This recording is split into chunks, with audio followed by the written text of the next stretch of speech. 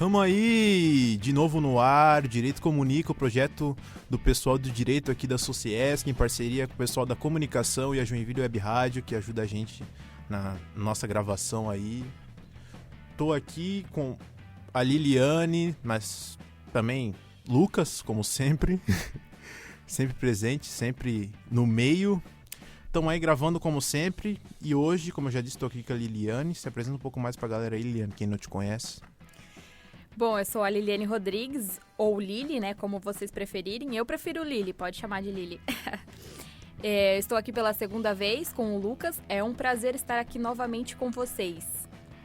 Bom, e hoje a gente resolveu falar sobre um filme que foi tema do nosso projeto aqui da Sociesc, o Cine Debate, que é um projeto que visa fazer justo essa ligação entre alguma mídia, algum livro, algum esquema, mas na verdade é um filme, né, o Cine Debate, que acaba fazendo esse debate também com o direito e com outros temas. E o filme que a gente veio tratar hoje, que também foi o filme tratado no Cine Debate, é Hannah Arendt e Ideias que Chocaram o Mundo. Dá pra falar um pouco mais sobre ele aí? Sim, o filme da Hannah Arendt, Ideias que Chocaram o Mundo, foi dirigido e roteirizado por Margaret von Trotta. Foi lançado em 13 de julho de 2013 aqui no Brasil. Vale lembrar também que esse filme deu origem ao livro Eichmann em Jerusalém. E, bom, do que se trata o filme, né? O nosso filme basicamente se trata sobre uma representação das atividades jornalísticas na época, que a filósofa Hannah Arendt, que era uma filósofa que já tinha um certo conceito na Alemanha ali, também naquela parte europeia, né? Aquele clube europeu dos filósofos, já tinha um certo conceito, e ela foi chamada para fazer a cobertura do julgamento do Adolf Eichmann. Esse é o nome certo? Me ajuda aí que eu não sou bom nisso. Sei, eu fui lá pesquisar, até ouvir como é que se pronuncia, acho que é Eichmann. Eichmann, né? Algum esquema assim. E ele foi um oficial nazista. Dá pra falar um pouco mais sobre ele aí? Sim, esse julgamento ele foi o segundo maior julgamento na história, depois da Segunda Guerra Mundial ali, né? Ficando somente atrás dos julgamentos de Nuremberg. Eichmann ele era considerado o perito em evacuação e deportação no governo de Hitler ali, né? O julgamento de Eichmann gerou muitas polêmicas, né? A Hannah foi enviada ali pelo New York Times, né, para cobrir esse julgamento. Depois disso, ela dedicou 2 anos da sua vida para escrever o livro Eichmann em Jerusalém, que é só contando detalhes sobre o julgamento dele. E além também dessa cobertura que o filme retrata, o filme também retrata um pouco das complicações que essa cobertura acaba trazendo tanto para a vida da Hannah quanto para a sociedade em geral, que acaba se vendo em um dilema e acaba indo muito contra as ideias que ela acabou expressando nessa cobertura, que a gente vai até poder falar um pouco mais sobre isso depois. E também ela se vê também um pouco nesse meio termo de ela sendo uma filósofa judia, tendo que cobrir um evento desse tipo, do julgamento de um nazista, e acaba se vendo tão forçada a não se comprometer pessoalmente, que a opinião que ela acaba expressando acaba não agradando nem os nazistas, e nem os judeus, e nem quem tá contra os nazistas. Então ela se vê nesse meio termo, né? Sim, ela é muito criticada, né? Após ela publicar ali no jornal a sua ideia, ela é entendida totalmente errada, né? Que nem você falou, ela não agrada nenhum dos lados, mas como ela mesmo fala no filme, ela tentou entender o julgamento, né? Ela não assumiu o partido nem do Eichmann e nem dos judeus. Ela tentou entender por um todo o julgamento. E foi muito criticado por isso, né? Porque eles achavam que por ela ser uma filósofa judia, ela ia lá e ia defender todos os judeus. Mas não, ela tentou entender o julgamento como um todo, né? Não ficando de um lado só e meio que tampando os olhos para o resto do que estava acontecendo, né? Falando um pouco mais também onde o filme se passa basicamente ali nos Estados Unidos, né, logo no começo, que mostra um pouco mais sobre a vida da Hannah e como é que ela acaba se vivendo, né? Ela tá refugiada nos Estados Unidos, ela acabou fugindo da Alemanha depois do regime, ela acaba fazendo a vida nos Estados Unidos depois, né? E ela é chamada por um jornal para fazer essa cobertura também. Eu acho que todo esse histórico dela acaba pesando nessa escolha, né? E depois ela acaba indo para Jerusalém para cobrir esse evento e esse tribunal. E é mais ou menos lá onde toda a trama acaba acontecendo e a gente vê ela se desenrolar. Já falando de pontos importantes do filme, tem alguma coisa que tu achou justo pontuar? Tem algumas coisas que eu achei legal. Mas eu queria comentar também, um pouquinho antes de entrar nisso, que quando ela é enviada para Jerusalém, ela acredita que ela vai encontrar um monstro lá, né? Porque todo mundo achava, nossa, é um genocida, é um cara monstruoso. Tanto que no julgamento ele foi colocado em uma jaula de vidro, que já para não ter contato com ninguém. E quando ela chega lá, ela percebe que ele não é um monstro. Ele passa uma imagem de um cara normal, um cara comum, meio que de um democrata que só assinava papéis. Totalmente ao contrário do que ela achava que ela ia encontrar lá, né? Pontos importantes, eu acredito que a gente poderia colocar ali sobre a questão que ela levanta sobre a banalidade do mal, né? Vocês têm alguma coisa para falar sobre essa questão? Eu acho que isso também entra, já eu até separei aqui, que o filme ele é muito focado nessas reflexões que ela tem, né? E a gente vê que ela acaba, depois no final, demonstrando esse conceito que ela acaba tendo, explica até pros alunos da banalidade do mal e tal. E é bem dessa maneira que tu viu, ela esperava encontrar o mal em pessoa, exatamente, o mal encarnado, e na verdade ela encontrou mais alguém que simplesmente não ligava para a consequência dos seus atos do que alguém que tinha a maldade nos atos. Exatamente, até ela fala, né, que ela encontrou uma pessoa que era incapaz de fazer julgamentos morais. Razão porque aceitava o cumprimento de ordens sem questionar, né? Porque ele não questionava, ele simplesmente cumpria as ordens. Também, no livro dela, ela conta mais um pouquinho da história dele e ela fala que ele era uma pessoa que ele meio que só queria o seu crescimento profissional. Ele não se importava com o que estava acontecendo ao lado dele, se estavam matando milhões de judeus, se os judeus que ele mandava para o campo de exterminação, né, o campo de concentração, eles acabariam sendo mortos por câmeras de gás. Então ele não se importava com isso, ele se importava em subir de carreira.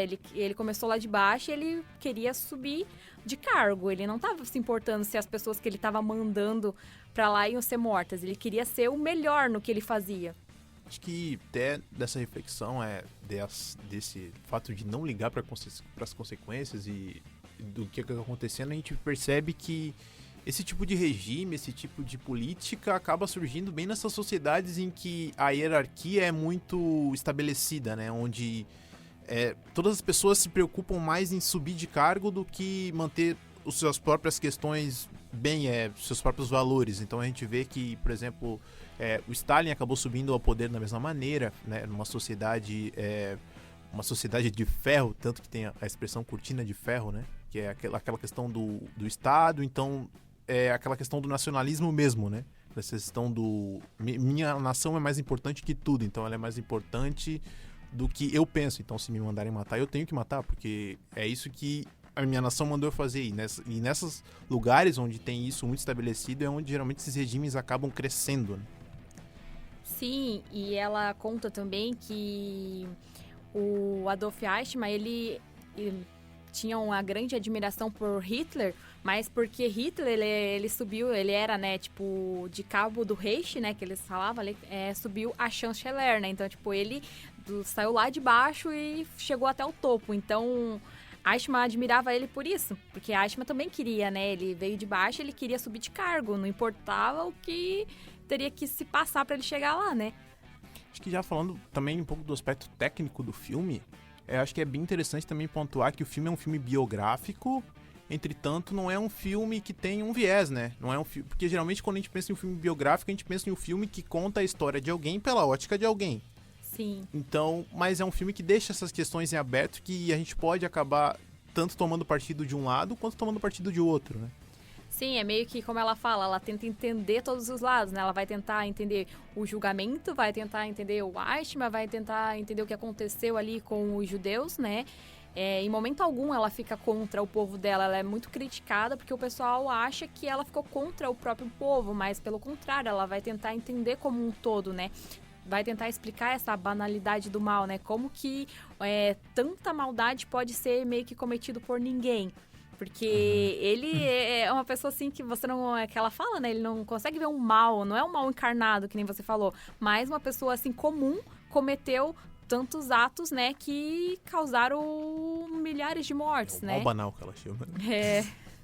E já agora, indo para aquele famoso quadro, aquele lendário, a análise jurídica. A parte que a gente adora. A nossa coisa. Eu vi que tu separou um ponto que até teu, roubei teu isso aqui.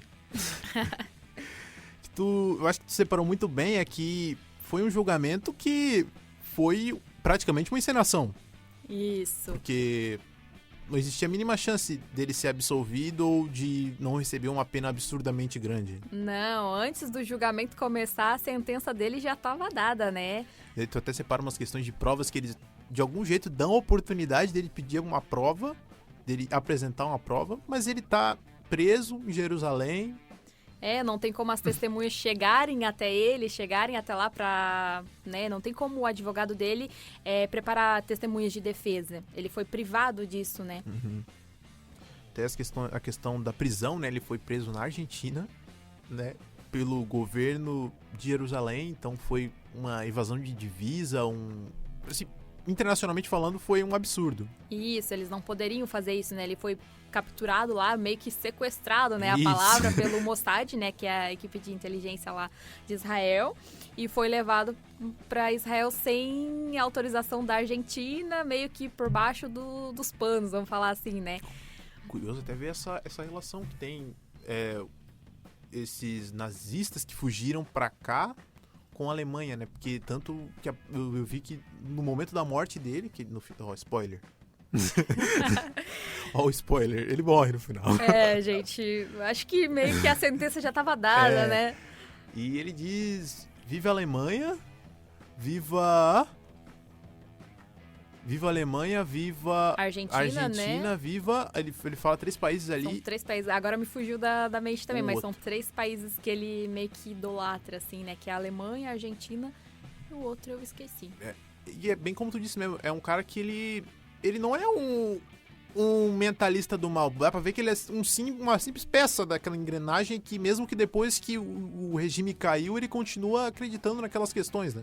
Sim, e até uma questão que eu achei muito curiosa, que quando ele estava na Argentina, ele meio que estava vivendo num subúrbio lá, né? Ele não estava tendo uma vida muito boa, assim, né? Tipo, claro, né, que... Melhor do que melhor que tá preso, né? Mas assim, pra ele aquilo lá não era.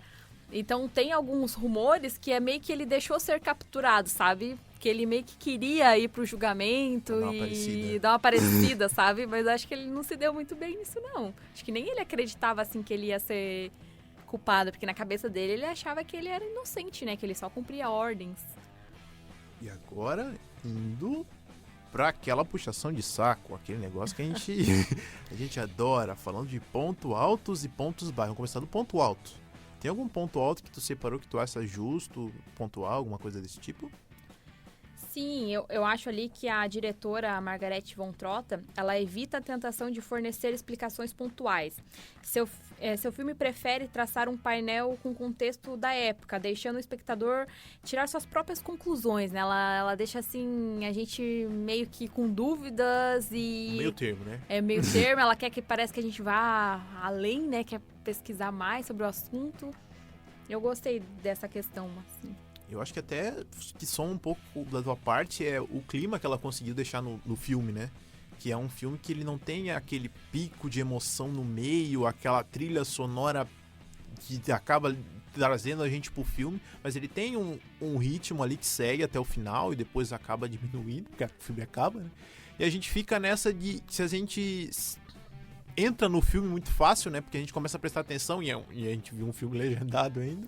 Então a gente começa a ler, prestar atenção, então a gente de fato entra no filme bem fácil, as cores não são muito diferentes, então a gente entende o peso da época, o peso do final da Segunda Guerra, o peso que aquele julgamento tinha ali, a gente conseguia ver essa tensão, né? Sim, até quando ela é expulsa praticamente lá da faculdade que ela leciona, né? Que ela tem que se explicar, porque ninguém entende ela.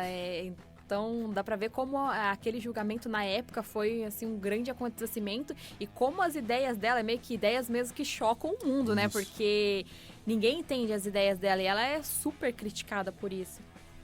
E falando de pontos baixos, tem alguma coisa que tu acha justa pontuar? Alguma coisa que tu critica? Fala mesmo, hein? Assim, né? meio que o filme não mostra a trajetória da filósofa, né? Não mostra que ela já tinha uma trajetória antes disso, o quanto ela tem livros, também não mostra essa trajetória dela. Eu acho que meio que, na minha opinião, isso deixou um pouco a desejar, assim, né? Também o filme, ele não vai... Como você falou ali, ele não vai idolatrar ela, não vai mostrar ela como uma mártir, né? E nem uma revolucionária. Então, não deixa a entender certo como que ela tem ideias que são muito além do seu tempo, né? Então, eu acredito nisso. O que você acha? Foi o mesmo ponto que eu acabei pontuando também, que parece que... o filme, eu acho que talvez ele trata a Hannah como um personagem talvez muito comum, muito normal, como se ela não tivesse um ponto de destaque no meio de toda aquela trama, como se ela fosse só mais uma parte ali. Como se ela fosse a personagem que tem o trabalho de ser antagonista, mas ela é muito mais que isso. Ela é uma personagem que, de fato, ela pega de todos os lados e tem a própria opinião e não se importa com o que vem dos dois lados também. Sim, porque ela vai contra todo mundo, né? Enquanto todo mundo tá ali... Ou criticando, ou abraçando, daí ela fala alguma coisa e o pessoal fala, não, mas aí tu tá protegendo os nazistas. Daí ela tenta explicar o ponto dela. Fato até que ela sofre muito tempo depois, e o filme também não mostra muito isso, né? Exatamente. Meio que deixa muita coisa no ar, né? Mas também dá pra entender, porque é muita história, não teria como contar só num filme, né? Tanto que depois disso, ela dedicou 2 anos pra escrever o livro. Então, tem muita história pra contar, livro que tem né? o nome dele, esqueci o nome agora. Tu leu? Li o livro, é o Eichmann em Jerusalém. Eichmann em Jerusalém. Chega a dar uma enrolada na língua, assim, pra falar. E eu fiquei, agora já tá meio que indo pro final da nossa gravação, eu fiquei sabendo que tu trouxe umas curiosidades aí. Trouxe uma curiosidade.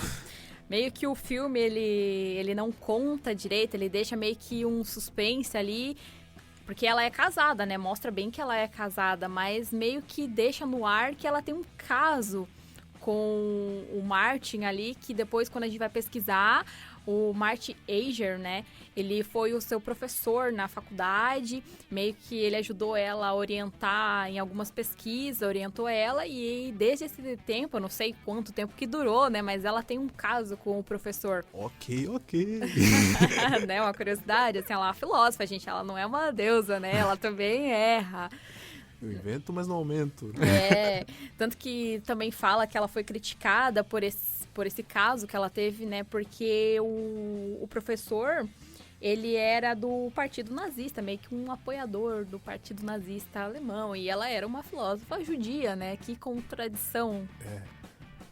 Bom, da nossa análise, a gente já tá quase chegando no final. A gente tem algumas considerações, a gente tá para trazer mais conteúdo aí. Tem mais alguma coisa que tu queria pontuar? Não, acredito que seria isso mesmo. Bom, nossa análise do filme acabou por aí. Agora só vem nossos recados paroquiais. Logo mais está saindo muitos mais episódios para vocês aí. A gente tem uma entrevista para vir aí, que a gente vai colocar logo mais com uma pessoa famosinha. A gente não vai dar spoiler para não acabar com a graça. Não vai dar spoiler, cuidado, hein? Mas eu já adianto que tem uma série da Marvel que tá um pouco em evidência aí, que a gente vai tratar junto aí. A Marvel. Eu sou suspeita pra falar porque eu adoro a Marvel. O pessoal é maluco, né? Eles trazem um cara importante pra falar sobre Marvel. E eu sou um cara que duvidei dessa ideia, mas eles estão fazendo, né? Não, vai dar certo. Vai ser surpreendente, provavelmente, né? E assim, gente, quem tiver a oportunidade, assistam o filme, vale a pena. Isso aí, a nossa parte era isso, Direito Comunicar, acabando mais um episódio, até mais, e é isso aí. Até mais, muito obrigada por ficar aqui com a gente.